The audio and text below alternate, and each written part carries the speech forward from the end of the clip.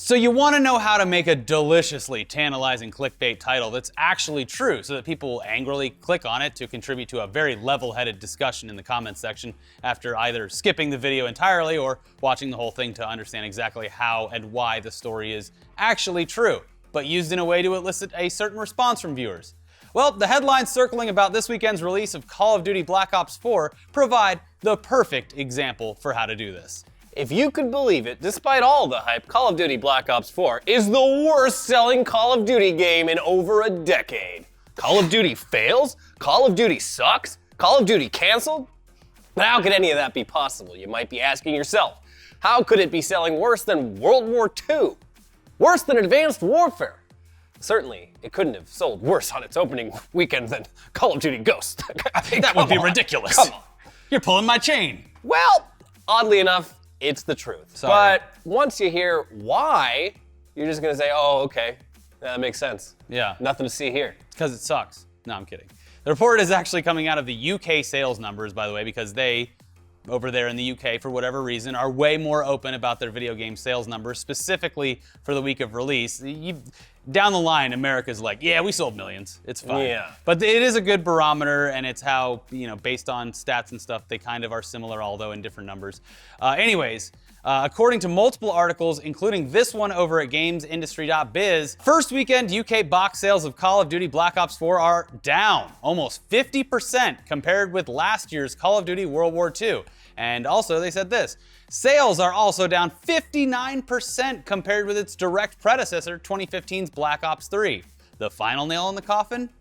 It's the weakest start for a boxed Call of Duty game since 2007's Call of Duty 4 Modern Warfare, which was released 11 years ago. Wow, it's pretty shocking. I'm a little curious about that word boxed, though, and how it might be influencing the actual meaning of these headlines. Don't put that word in the headline. Then we don't get the clicks. So, wow, holy shit, right? CoD is finally dead, even after we all thought that this would be the year that they bring it all back to the fun gaming experience that it used to be. Who could have seen this coming? They ditched the traditional single-player campaign altogether. Get it out of here. But this comes with the traditional multiplayer modes and zombies and the new Battle Royale mode called Blackout. Everything was looking up. Yeah, what could go wrong? People were very excited. What could go wrong? Well, here's the thing, guys. And here's how we get back to that beautifully crafted clickbait discussion that we started the show with. We weren't lying, and neither was this outlet, technically. As you've probably already picked up from those direct quotes, they're speaking specifically about boxed or physical copies of the game. Pretty much the only people buying those these days are doomsday preppers. So with that context in there, it all makes sense, right? This isn't about the death of CoD. Instead, CoD just planted their flag in the long, painful death of physical copies of video games. Hey, even Doomsday Preppers, it's pointless to buy the physical version because it's all multiplayer. It's always on. There's no single player. There's sort of you learn the player's specialties in small single player. I did. I went through all those this weekend. They were kind of fun. You get a cool little. You learn how to use the different classes. Yeah, there you go. You did far more than I did. I just fucking spam that healing button and just spray and pray, baby. Also, that's another thing. The game makes you feel a lot better about your contribution, specifically in multiplayer mode. Oh, yeah. Because you get 100 points per kill, but you also get 100 points if someone else kills the person that you hit and they haven't healed. They've engineered the whole serotonin rush of Call of Duty down to an exact science, and I cannot get enough of it. It's just like sitting at the one-armed bandit down in Vegas. Just keep it going, baby. Now, according to the same reporting and press releases from Activision themselves, the new Call of Duty is actually breaking a lot of records during its opening weekend. Oh. For digital. Oh. Who couldn't have seen this? They sell games digitally now? I was just as unaware as you were, Elliot. That'll never catch on. You can't even hold it in your hands. How am I supposed to know if it's any good? How can I hold all these games that I don't own physical copies of? Yeah, well, according to Activision, Black Ops 4 just had the biggest global launch day in the company's history. It broke the record for day one digital sales in all of the history of the PlayStation Store in general. And it also saw a 50% increase in active users on the PC compared to last year's release of World War II. And while it'll be at least a little bit before we see actual solid official sales numbers for the game from America and the rest of the world, it looks like it's doing extremely well. And the fact that there was such a drastic drop off on physical sales while at the same time selling extremely well on digital is definitely a bold sign that heading on down to your local big box store or GameStop to pick up a copy in person that is finally coming to an end. After Also, it struggled to keep its head above water. Is this the first Call of Duty game to launch on the Battle.net launcher? Yeah, it was on Steam and stuff before. Yeah, that's a big one. Yeah, so, and it's the first one that's been, they had this in the marketing when it was, at E3 and stuff, but the first game that had an entire team separate to optimize the PC experience. Yeah, and they let you start playing after you've only downloaded like 20% of it, which doesn't make sense Off to to me, the races. but fuck it.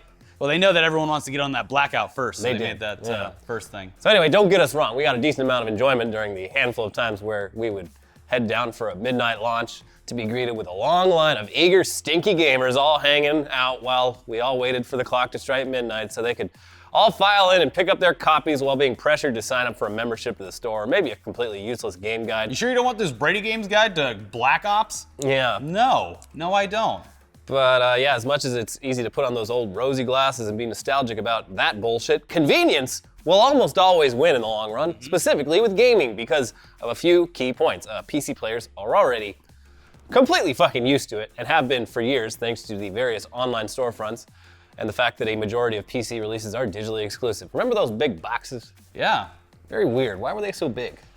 To make you feel like it was perceived value. I guarantee you. You'd open up this big fucking box. And it had it'd a just be CD. CD, sometimes not even in a jewel case. Because if you put it in a jewel case and put it on a shelf like an album, people would look at it and be like, I'm not fucking buying this. Look how cheap it looks. It's like how people like the Beats headphones, they just have weights in them to make them feel heavier than they are. It's perceived value. Yeah. But now you don't need it. Now you throw in a skin and they're like, ooh, now I'm gonna look like an old oil baron instead of a normal player. And that's what they did. That's exactly what they did with this one. Yeah, so point number one, PC gamers, they don't it. give a shit about physical games anymore. Yeah.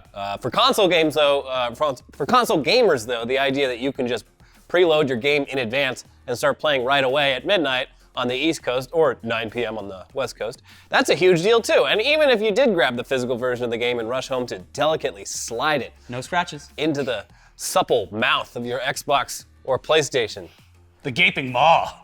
give me the game. Yeah. Even if you did that, you would be met with the stark reality that almost every AAA title usually has a large day one patch that you'll have to sit and wait for while it downloads. It's not a good system. So downloading it digitally and having it ready to go, very convenient. It's like if someone was like, man, I don't know, Uber and Lyft, just miss the old days of the taxi cab industry.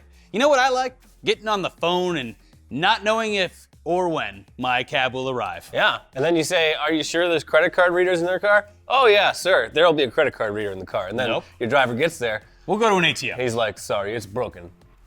I'll take you to your nearest ATM.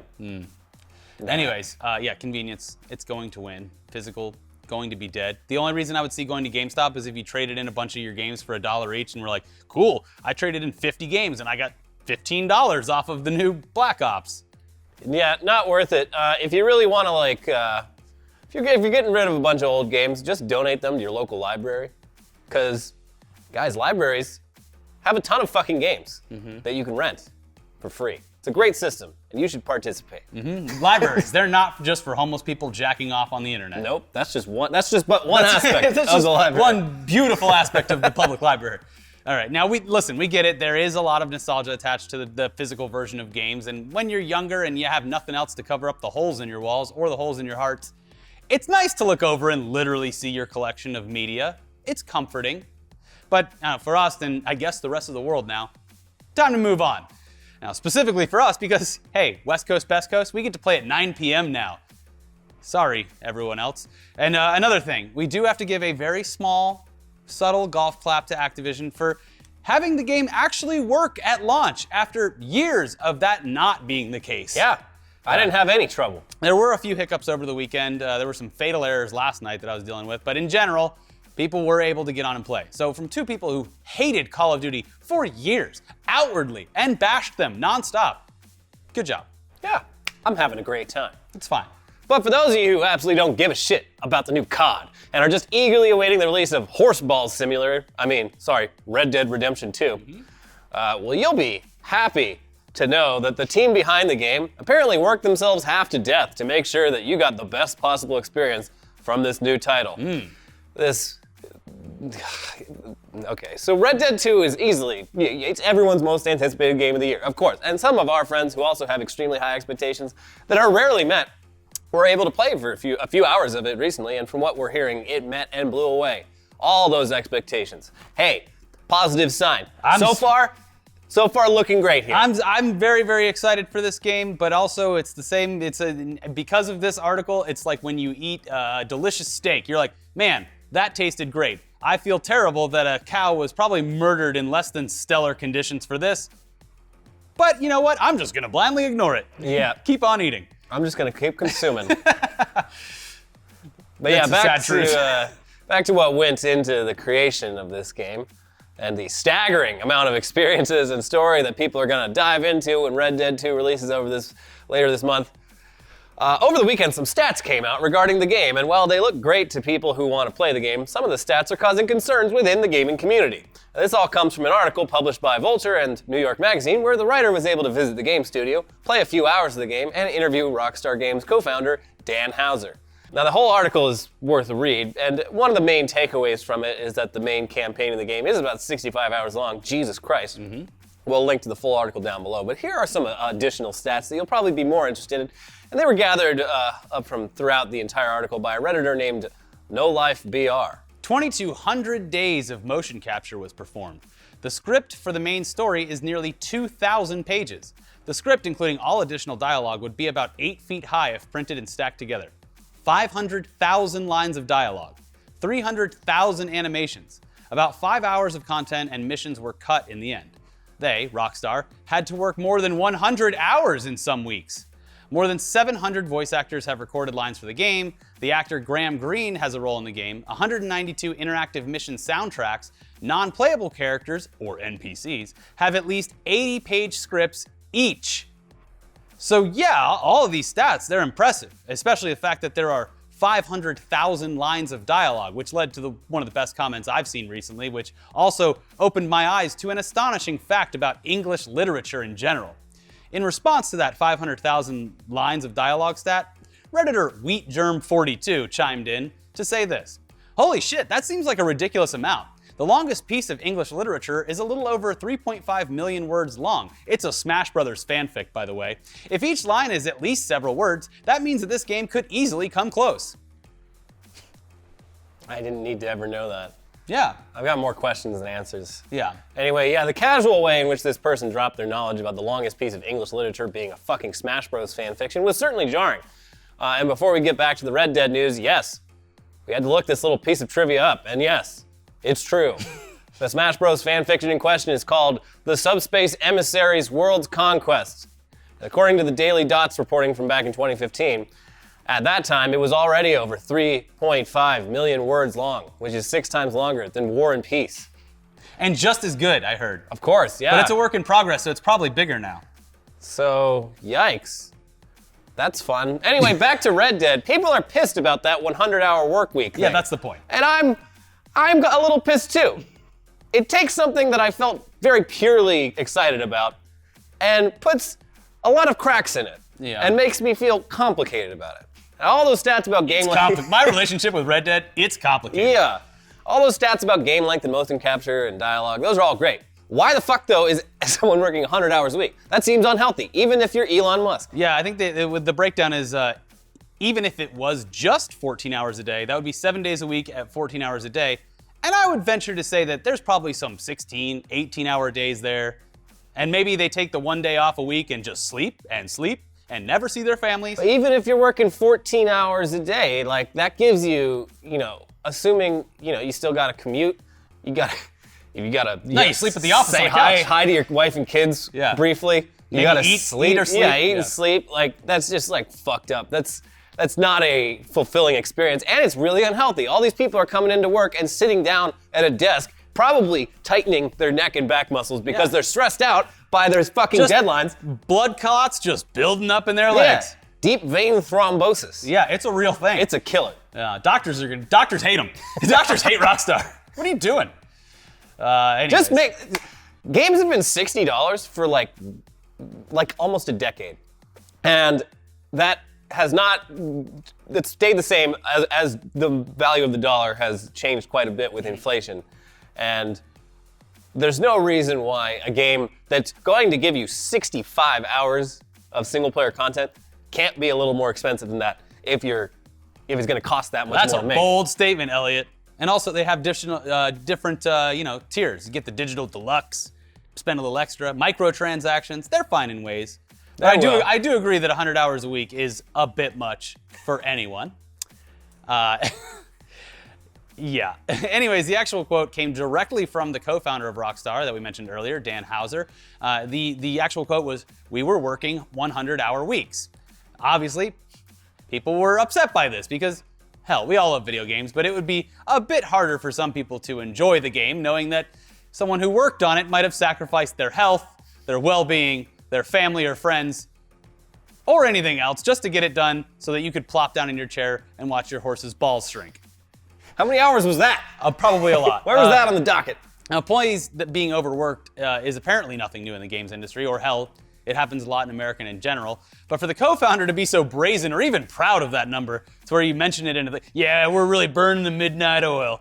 Yeah, well, and that was a bit odd. That's something you see a lot of, there is a weird sense of pride with overwork. A lot of very otherwise intelligent, CEOs and executives they talk like this, and it's weird. They're proud of that's right, guys. This job, this is your family. Yeah. We stick together. It's no, but I have my own family over there. Yeah. And they miss me. It is a strange sense of pride that exists specifically here, and I know it exists other places too. But where people they find pride in overwork. Yeah.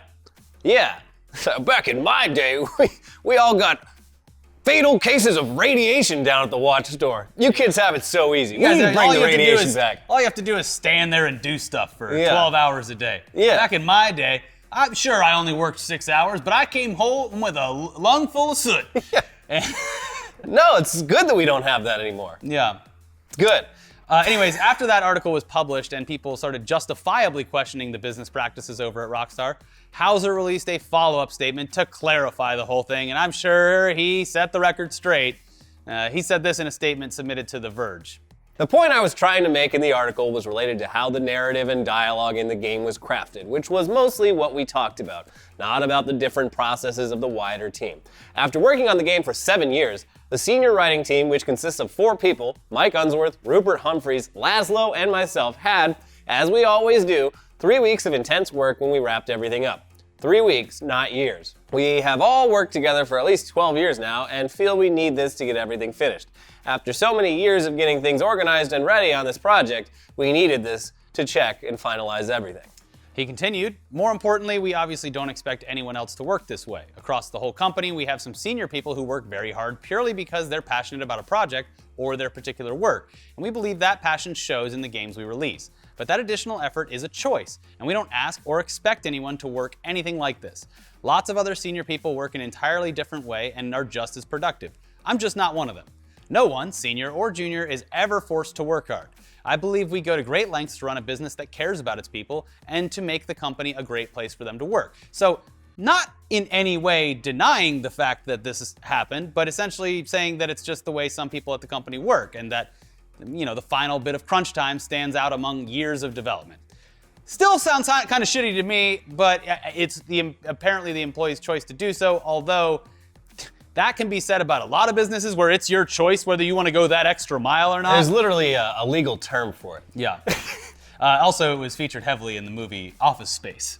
Yeah, well, it was also featured heavily in a documentary called 6 Days to Air, which I originally thought was a great testament to the work ethic of Trey Parker and Matt Stone putting it into South Park. But now, years later, I look at it and I see all of their assistants and animators sleeping at their desk and being like, wow, it's kind of fucked up that they would do this to an office full of people. Yeah. Just because they want to have up-to-the-minute storylines. Yeah, well, okay. It's apparently the employee's choice.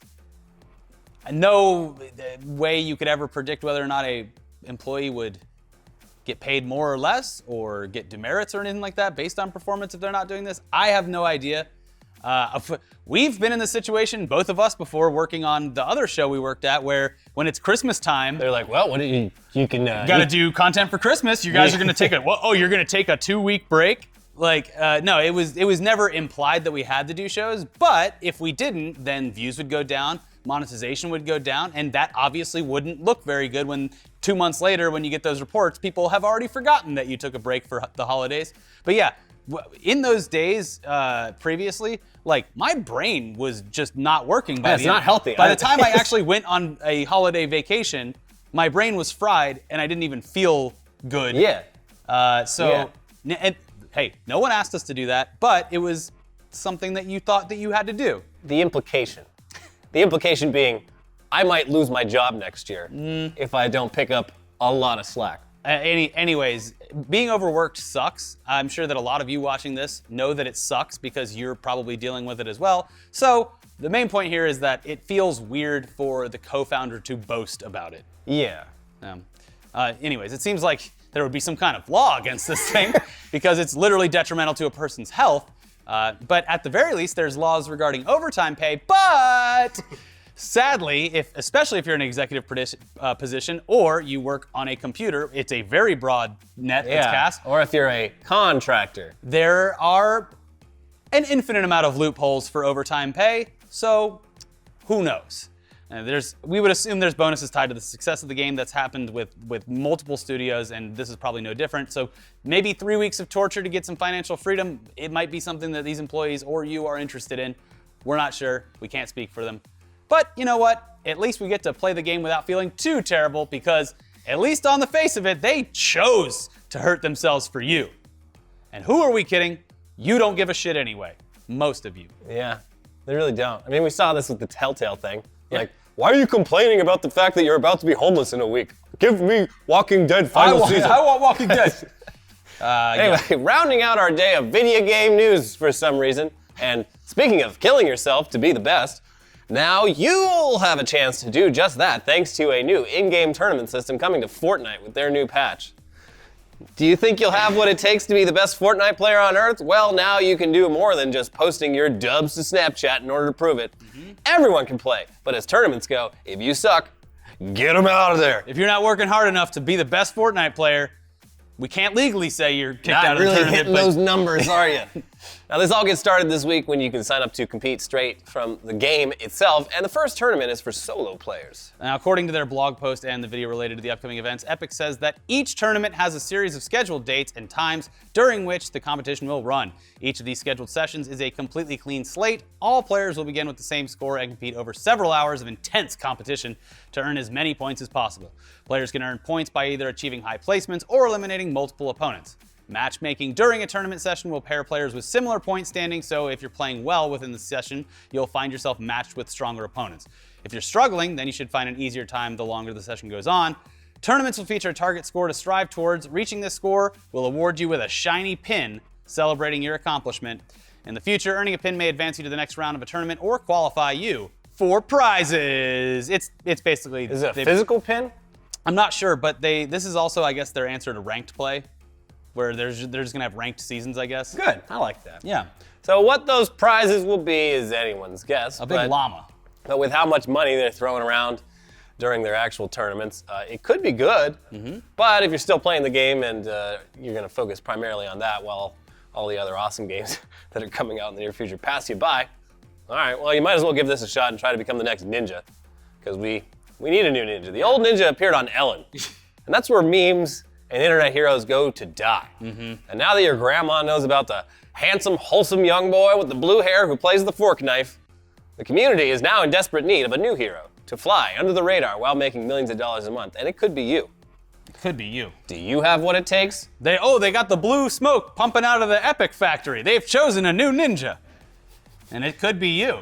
I saw people were editing footage of like Ninja's angriest moments from like before he got super famous. He used to Halo days. He used to cuss and stuff on streams. They were like just edited that into him sitting down with Ellen. It was very funny. Yeah. Well, he made You a point fucking asshole! earlier in the year where he said he wasn't going to cuss anymore. Yeah, he's a very wholesome guy. Very noble. I appreciate it. Yeah, he's a very positive person to be leading the the entire world's focus of gaming. Yeah, I'd rather that than like some dude that's gonna teach like all of our kids the N-word. Yeah. Like, I'll take innocent, squeaky clean ninja over that. There was like a hard drive post that was like young Call of Duty player, also noted race scholar.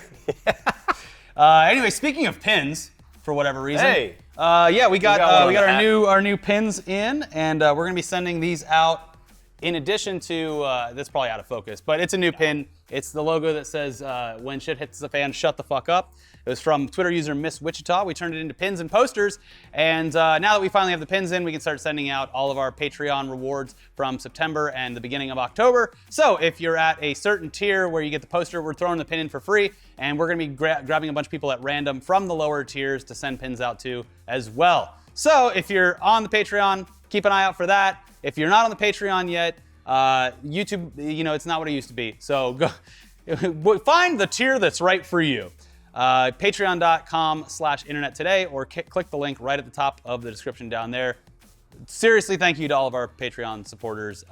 It's made this transition into being an independent channel much easier, and it's just us two. We don't have a team or anything, so it really does help. Speaking of why it's important, watch the latest episode of News Dump where we got copyright struck again. Yeah. So I think I'll probably, at least on this week's News Dump, if not before, go into a little more detail about how this is so fucking fucked up. Annoying. Yeah, every episode of News Dump for the past 3 weeks has been completely copyright struck by the movie studios, which has never happened before. And so they are literally not only unmonetizable, but any ads that you do see is sending money to the film studios. Whoever can strike it first. Yep. Which is also weird. It's real dumb. So yeah, check that out. Still good. Yeah, it's great. We're just not gonna make any money on it. Yeah. And Weekly Weird, the money from that goes to us. Yeah, because we had a sponsor. Watch that one twice. Yeah, give it a couple spins. And always thanks for, if you use the sponsor links, really helps out. See you guys soon. Bye-bye. Bye-bye.